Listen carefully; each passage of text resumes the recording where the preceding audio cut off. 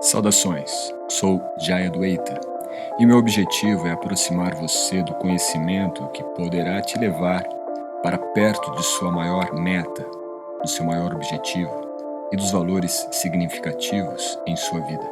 Esta nova temporada nós traremos aspectos das tendências do yoga para a nova década, e isto poderá te ajudar, com base filosófica, teórica e prática, a desenvolver o seu mindset para que o yoga seja um instrumento mais adaptável à sua realidade e em sua evolução pessoal. Geralmente, o apego é um elemento que nós conseguimos identificar com mais facilidade. Quando existem elementos na nossa vida que estamos apegados, nós, de certa forma, o identificamos com alguma facilidade. Mas existem outros níveis também de uma identificação que envolve algo mais profundo do que o mero apego. Não que o apego seja menos prejudicial, mas o enredamento, a associação e uma identificação mais sutil que o ser vivo, o ser humano, estabelece com a realidade, acaba atuando de uma maneira mais desapercebida e por isso o resultado pode ser muito prejudicial. E esse é o tema que nós vamos tratar hoje, que diz respeito ao enredamento, a associação que fazemos com as coisas materiais, não apenas no nível do apego, mas também no nível de uma associação ou de uma assimilação que fazemos de algo, de algum elemento, de algum fator em nossas vidas. Por isso, então, o enredamento. Geralmente nós não percebemos o enredamento na nossa vida. Não percebemos que existem elementos enredando. A própria palavra, já na etimologia em português, a derivação dela, enredar, vem de rede. A ideia de você, então, estar envolvido por uma rede de identificações, uma rede de apegos, uma rede de dependências que são então estabelecidas, como eu disse, de forma direta, consciente, ou de forma indireta, inconsciente. A raiz que aparece no sânscrito para esta definição de enredamento ou de associação é a palavra nir. Deixa eu pegar aqui para você. Anabhishvasvanga. Parece um pouco complexa, não é? Mas você encontra a mesma palavra aqui no título deste podcast. A palavra é uma junção de abhinivesha, a raiz de abhinivesha. Abhinivesha, isto no tratado de Patanjali, ele diz que é uma das condições que são criadas pela nossa ignorância e é uma das fontes de sofrimento dentro do mundo material, a abhinivesha. E o que significa abhinivesha? Abhinivesha é algo como a luta que empreendemos para sobreviver, a luta que empreendemos para tentar preservar as condições que, ao nosso ver, ao nosso olhar, à nossa concepção, é favorável ou é benéfico, ou é prazeroso, ou é agradável. E ao mesmo tempo, dentro ainda do contexto de abhinivesha, esta luta pela sobrevivência, de estabelecer então alguns elementos para nos proteger de tudo que é o oposto daquilo que é agradável, que é prazeroso, que é fonte de felicidade ou de alegria, de prazer, de bens. Ou seja, nós então desenvolvemos um apego às coisas que são positivas e uma aversão às coisas que são negativas.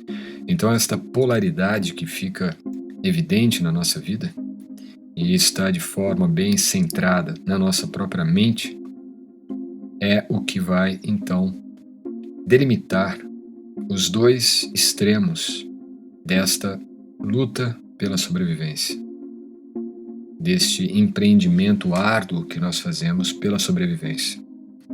E claro que não significa que não devemos, não é, nos empenharmos para sobreviver. No entanto, a sobrevivência ela é muito simples. A sobrevivência é algo muito básico. Se nós pensarmos, por exemplo, nas savanas africanas, os elefantes, principalmente os elefantes que se alimentam com uma grande quantidade de vegetação, eles praticamente vivem de uma maneira completamente simples, de uma maneira completamente fácil, não é? Apenas caminhando, bebendo água, dormindo, se acasalando e se alimentando. Claro que nós não precisamos viver como elefantes, mas o significado é que a nossa vida também pode ser simples. E simples não significa com uma certa escassez, correto? Simplicidade significa essencial, manter o essencial, preservar aquilo que realmente é essencial na nossa vida. Significa que nós temos hoje uma vida muito complementar, não é? Nós sempre precisamos de algo mais, nós sempre rebuscamos os elementos simples da vida, porque a simplicidade muitas vezes ela acaba sendo sem gosto, não é? Sem paladar, quando na verdade é uma grande ilusão. Significa que muitas vezes nós estamos buscando a validação externa daquilo que nós estamos vivendo. Então, se nós temos uma vida baseada em princípios simples, muitas vezes nós vamos nos sentir mal porque estamos tentando validar aquela simplicidade diante de um contexto em que todos vivem de forma muito superficial. Portanto, a Binivesha é um dos elementos então que trazem sofrimento. Vale lembrar aqui para você que são 5 elementos ou 5 bases que geram os sofrimentos. A primeira é a avidya, a ignorância. É a nossa falta de conhecimento do propósito real, conhecimento válido, conhecimento a respeito de elementos transcendentes, principalmente. Sem conhecimento, então, nós derivamos para uma condição egoísta, uma condição em que nós teremos uma vida completamente voltada ao nosso próprio ego. E um ego baseado numa identificação ilusória do que nós julgamos ser. Desta ilusória concepção de eu, do ego, então se estabelece os parâmetros de apego e aversão. Definimos parâmetros extremos do que gostamos e do que não gostamos. Nos aproximamos do que gostamos e procuramos sempre afastar de nós aquilo que não gostamos. Mas são apenas valores subjetivos e relativos. Por fim, a Binivesha, que é uma vida egóica, uma vida egoísta, em que nós lutamos para preservar aquilo que julgamos conveniente para o nosso próprio campo egóico. Nada mais do que isto. Então esta raiz, a Binivesha, aparece nesta palavra que vai nos dar a ideia de associação ou de enredamento. Porém, a palavra que aqui é apresentada na Bhagavad Gita é de anabi. Anabi. Então, ana é uma negação. Anabi shva. Anabi. Não é? Então, ana, a negação de Abhinivesha. Uma negação desse propósito egóico. Porque o ego muitas vezes vai definir 2 verbos principais, ou melhor, 2 pronomes principais, eu e meu.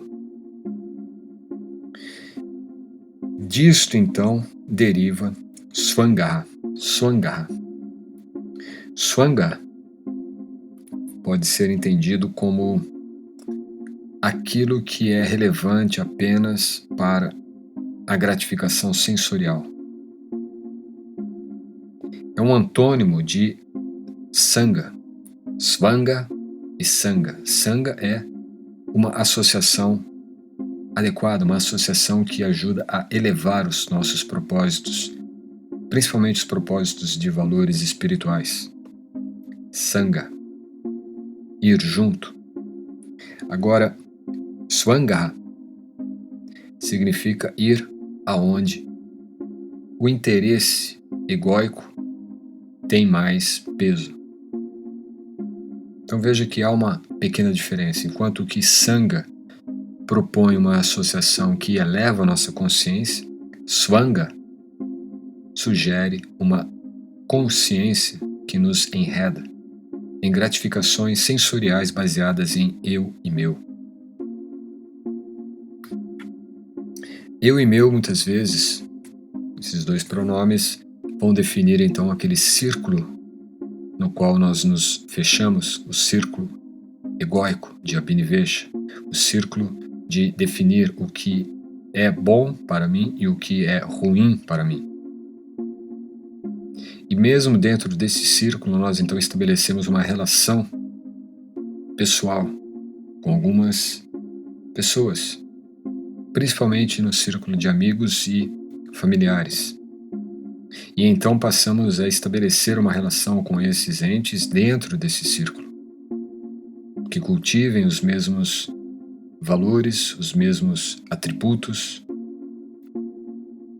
E aí começamos a ter então uma separação também daqueles que não fazem parte daquele tipo de mentalidade, daquele tipo de círculo no qual nós criamos.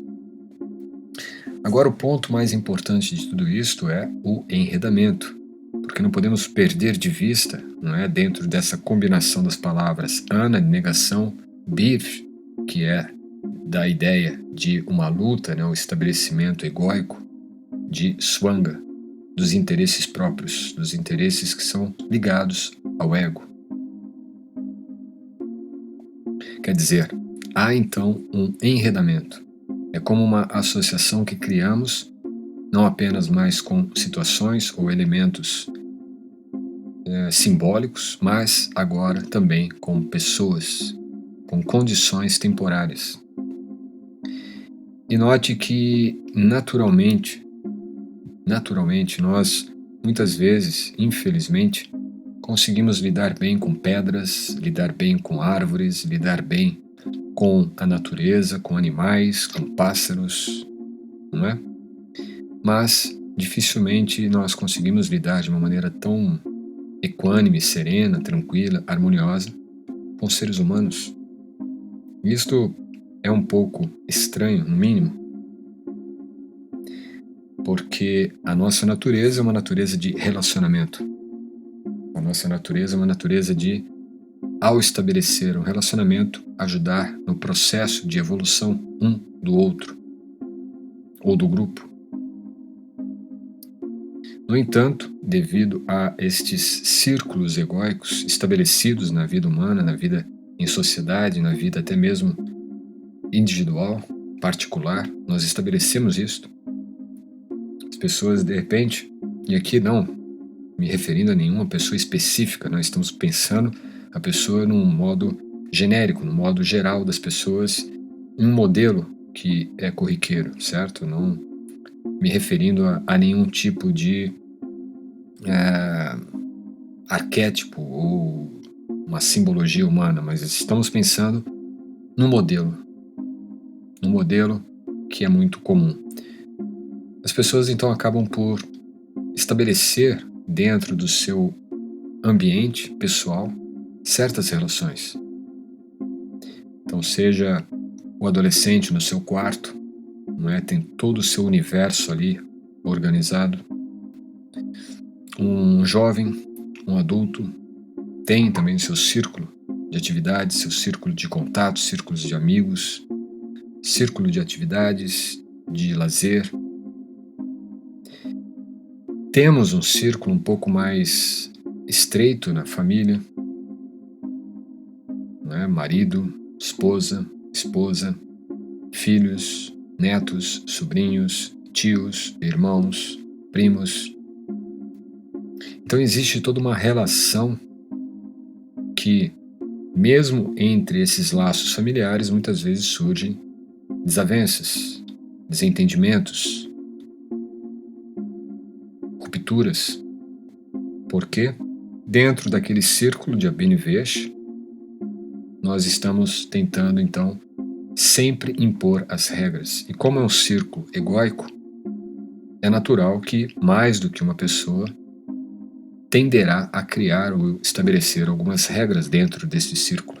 E é por isso que ocorrem então essas rupturas, mesmo entre familiares. Portanto, o ponto, deste podcast é sempre nesta temporada lembrarmos do Yoga Mindset, o processo de desenvolvimento de uma mentalidade yógica, de uma mentalidade em autodesenvolvimento. E esta palavra, Anabhisvangaha,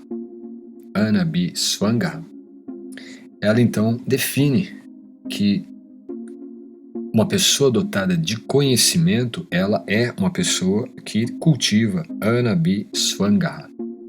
Ou seja, Ana, ela nega, ela não se direciona ao estabelecimento de um círculo de dependências, de condicionamentos, de enredamentos, de associações baseadas em interesses egóicos. Se nós estamos cultivando conhecimento, naturalmente nós vamos tentar eliminar da nossa vida, eliminar das nossas atividades todas aquelas propensões que sejam então prejudiciais a esse processo de aplicação e exercício do conhecimento. Então a ideia é justamente aqui, nós devemos desenvolver a nossa mentalidade com base no conhecimento, na qual nós então não nos projetamos a estabelecer estes círculos de emaranhados, de enredamentos egóicos.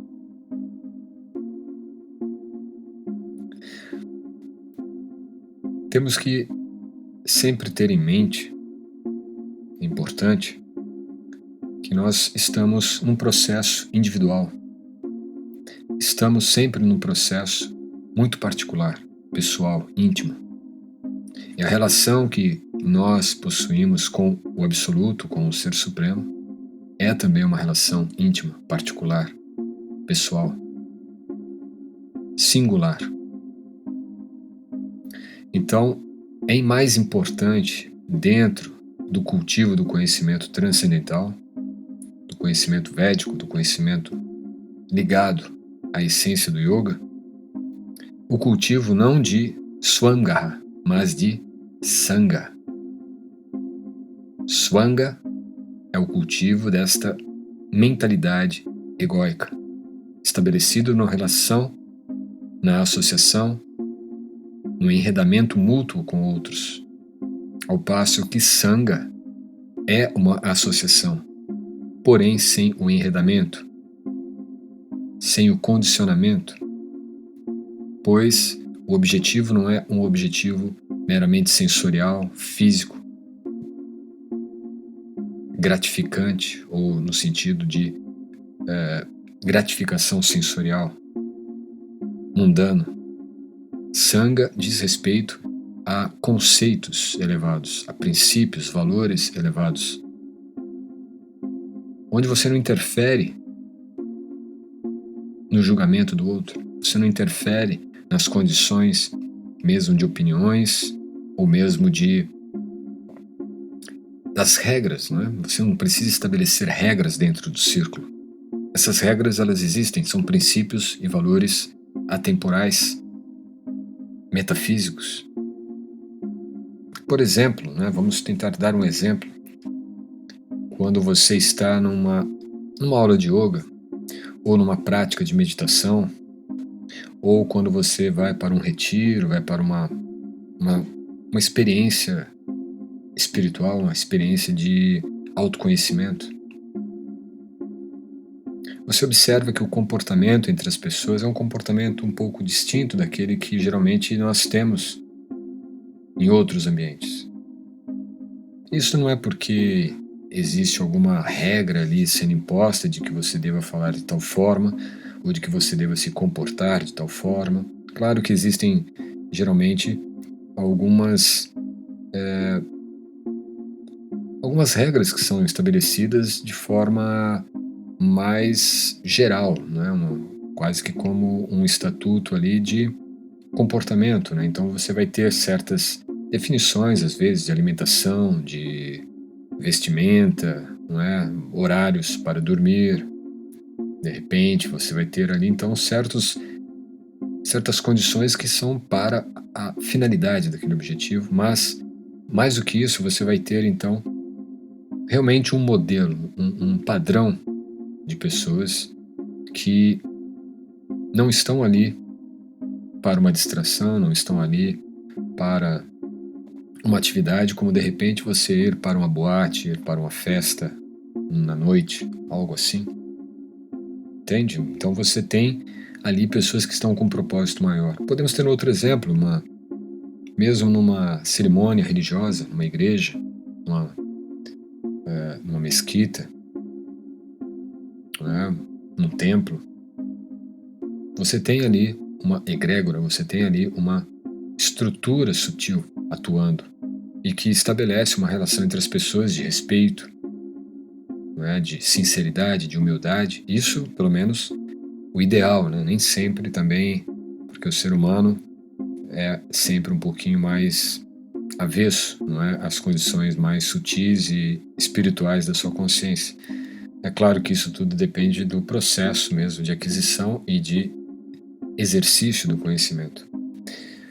Mas então existem elementos que são favoráveis a este sanga. Sanga, a raiz de sanga é san, junto, ga, ir, como de go, né, ir. Sanga, ir junto, certo? Sanga, ir junto. Portanto, ir junto para um propósito superior. Swanga, ir ou tentar ir juntos, né? Tentar ir juntos, swanga, porque swan, né? Swan indica o seu eu. Swa, como de swarupa, de forma, sua forma pessoal, sua condição pessoal. Então, swanga, você não tem muito a ideia da associação do grupo. Você tem uma ideia da associação a partir do swa, de si mesmo. Então veja que tem uma predominância muito forte do ego. É difícil, às vezes, dentro de uma condição como esta, você ter duas pessoas com temperamentos fortes, por exemplo. Vai ter desentendimento, muito provável. Se não houver, claro, um consentimento mútuo espiritual, uma compreensão maior do que meramente a compreensão de swanga. Swanga também tem uma tradução muito peculiar, a tradução da palavra swanga, que é quadril ou pelvis, panturrilha. Diz muito respeito à condição do ventre aos pés, quer dizer, dos membros inferiores, dos membros que estão relacionados mais com o nosso andar, também estão relacionados com o nosso processo todo de reprodução. Então tem muito da ligação com a situação de gratificação sensorial. E no Bhagavad Gita, esse verso que apresenta este termo, né, ele acaba sendo às vezes um pouco polêmico, porque é citado essa relação, esse enredamento, justamente na questão do laço familiar, em que o sábio, o yogi, ele não deve ter, então, este enredamento familiar. Porém, é importante, então, tentar esmiuçar esses detalhes para que você possa entender este conceito além, né, do que às vezes se estabelece como meramente você não ter uma identificação com as pessoas, você não ter amor pelas pessoas, ou você não ter laço com as pessoas. Imagine, não é esta a ideia, nunca foi. E muito mais pelo contrário, é de estabelecer uma relação elevada, e não uma relação apenas de exploração, como muitas vezes ocorre hoje em dia. Isso também é muito comum, relacionamentos que até tem um termo muito usado, né? Eu não sei se é o melhor, mas para identificar relacionamentos tóxicos, relacionamentos onde um explora o outro emocionalmente, às vezes mesmo em ambientes familiares. Eu mesmo conheço pessoas próximas que têm assim uma condição dentro do seu próprio ambiente familiar muito de muita exploração, de muita condição assim de depreciação emocional dessa pessoa. Então, quer dizer, você tem realmente a condição desfavorável de uma relação saudável, mesmo dentro do nosso ambiente familiar. Isso existe.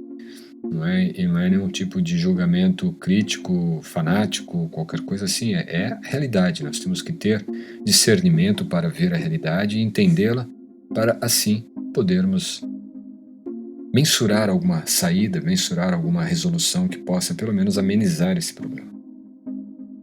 Porque se não houver isto, em vez de conhecimento, para que nós tenhamos um anabhiswaga, não é? Uma negação desse processo de círculo egóico, nós termos então o estabelecimento de sanga, o estabelecimento de um círculo de desenvolvimento mútuo da consciência espiritual. E isto você estabelece no seu laço familiar, sua família mais próxima, dos seus parentes, seus amigos, no ambiente de trabalho, certo? Em qualquer situação. Porque é o cultivo de valores e não o cultivo de regras. Não é o cultivo de imposições egóicas.